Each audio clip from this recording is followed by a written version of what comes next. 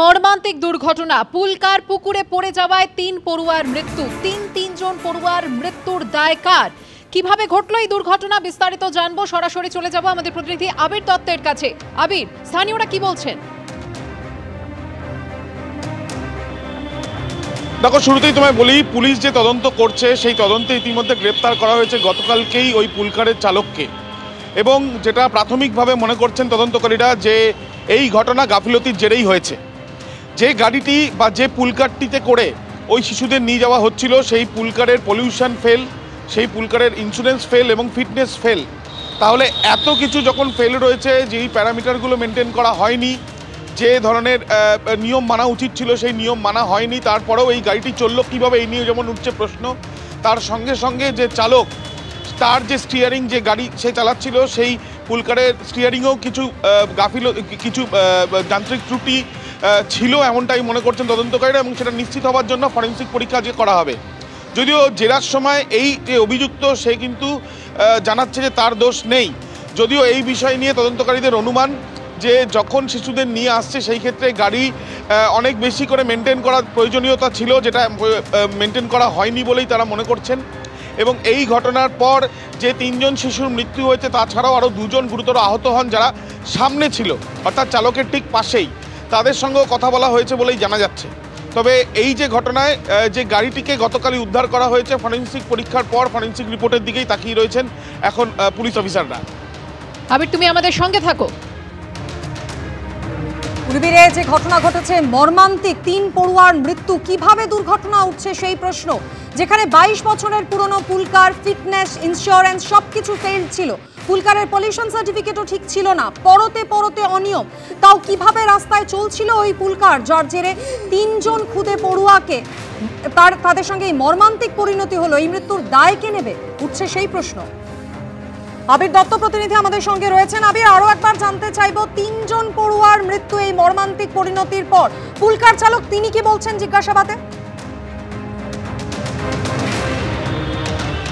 দেখো, তার যেটা যুক্তি, যে তার সামনে যে শিশুরা ছিল সেই শিশুরা তার সামনে চলে আসে এবং স্টিয়ারিংয়ের সামনে বেশ কিছু যন্ত্র তারা টাচ করে, এমন কথাই সে পুলিশকে বলছে, যেটা সূত্র মারফত জানা যাচ্ছে। যদিও এই বিষয়টা একদমই মানতে না তদন্তকারীরা, তার কারণ এই যে গাড়ি, সেই গাড়ি যেভাবে মেনটেন করার প্রয়োজনীয়তা ছিল সেটা মেনটেন করা হয়নি।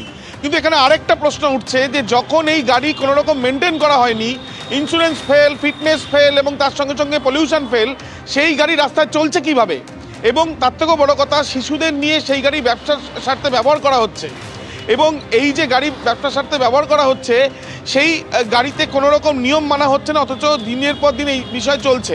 আরেকটা বিষয় পুলিশের তরফ থেকে দেখা হচ্ছে, সেটা হচ্ছে যে এই গাড়িতে যারা শিশুদের স্কুল থেকে বাড়িতে নিয়ে আসার জন্য যে নির্দিষ্ট টাকা সেখানে দেওয়া হয়, সেই কন্ট্রাক্টটাই বা কার সাথে হলো, তাদেরও তো দায় থাকে যে এই বিষয়গুলো ঠিকঠাক আছে কিনা দেখার জন্য। তাহলে সেই ক্ষেত্রেও গাফিলতি রয়েছে। তাই এই গাফিলতি শুধু কি একজন চালকের, যাকে গ্রেপ্তার করা হয়েছে, নাকি গাফিলতি আরও বেশ কয়েকজনের হতে পারে, সেই সম্ভাবনাগুলোই তারা খতিয়ে দেখছেন। তবে ফরেনসিক রিপোর্ট আসলে বিষয়টা স্পষ্ট হবে। যেটা অনুমান করা হচ্ছে যে এই গাড়ির স্টিয়ারিংয়ে কিছু যান্ত্রিক ত্রুটি ধরা পড়েছিল এবং সেটা আগে থেকে জানতো এই চালক, কিন্তু তারপরেও দিনের পর দিন এই গাড়ি চলছে। এই যে চালক, সে প্রথম থেকে স্কুল থেকে শিশুদের তাদের বাড়িতে পৌঁছে দেওয়ার কাজ সে না করলেও মাঝখানে একজন করতেন এবং তারপরে সেই ব্যক্তির অসুস্থতার জন্য এই ব্যক্তি চালাচ্ছিলেন। কিন্তু সেই ক্ষেত্রে যে নিয়মগুলো মানা হলো না, একদিকে তাদের যে গাফিলতি, অন্যদিকে রাস্তায় যখন এই গাড়ি যায় সেই ক্ষেত্রে এই গাড়িকে ধরে তাকে কোনো কি নির্দিষ্টভাবে কোনো কেস করা হয়েছিল বা কোনো না কোনোভাবে চালাতে বারণ করা হয়েছিল?